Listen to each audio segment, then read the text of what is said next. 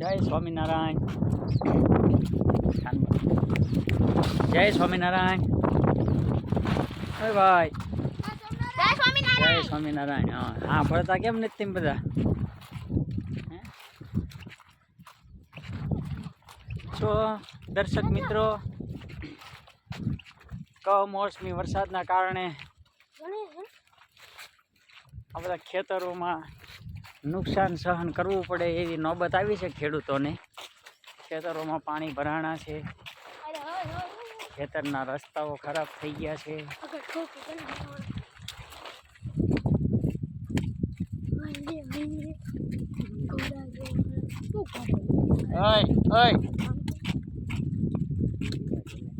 તું મોટ થતો હું તો આગળ હતો ખા રેસ તું કહો છે ને આગળ જાય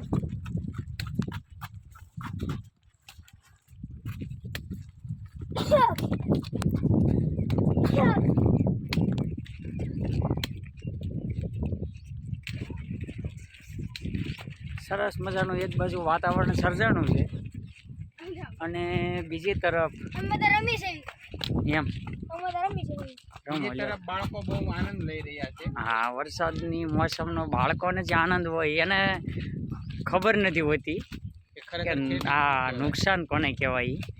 એટલે બાળકોના ભાઈ મનમાં તો ફ્રી માઇન્ડવાળા હોય બાળકો, એને કાંઈ એટલું બધું લાંબુ વિચારવાનું ન હોય, એને તો આનંદ જ લેવાનો હોય. આ બધું સહન કરવાનું આવશે ખેડૂતોના નસીબમાં. ખેતી કરવી કાંઈ સામાન્ય વાત નથી, આના ઉપરથી સાબિત થઈ શકે તેમ છે.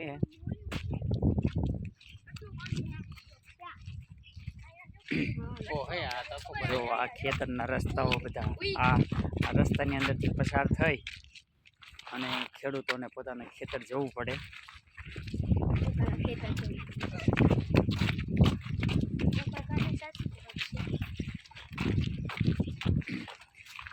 આમાં કેટલા કષ્ટ સહન કરીને ખેડૂતોને જ્યારે ઉત્પાદન આવે ત્યારે પૂરા ભાવ ન મળે.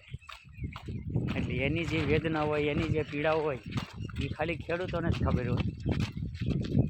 એસીની અંદર જે ઠંડો પવન ખાતા હોય 18 કલાક, એ લોકોને આનું મહત્ત્વ ન સમજાય.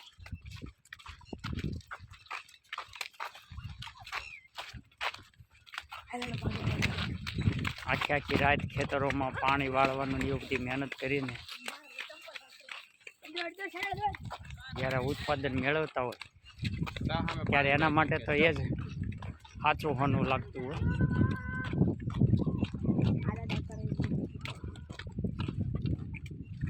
એટલે એક બાજુ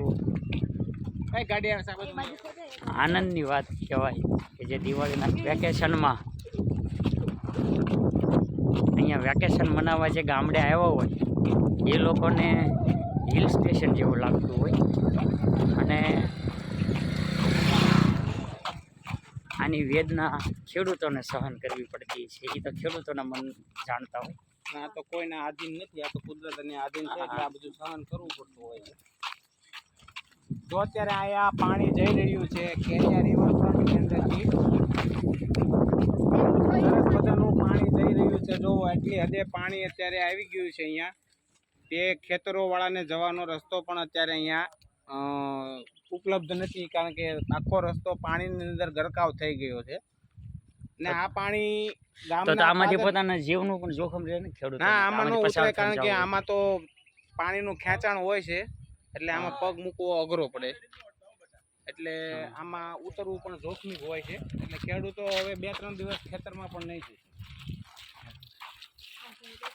આવી રીતે નાના મોટા કામ કરીને ખેડૂતો સતત ને સતત ક્યાંક ને ક્યાંક વ્યસ્ત રહેતા હોય કામ કરવા માટે થઈ.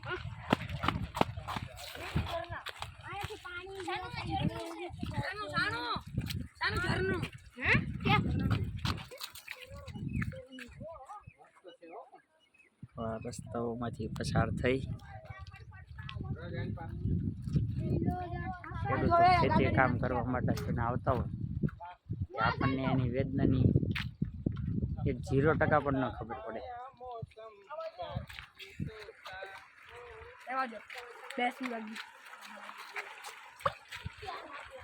કાંઈ નહીં મિત્રો, અહીં આ વ્લોગ સમાપ્ત કરીએ છીએ આપણે.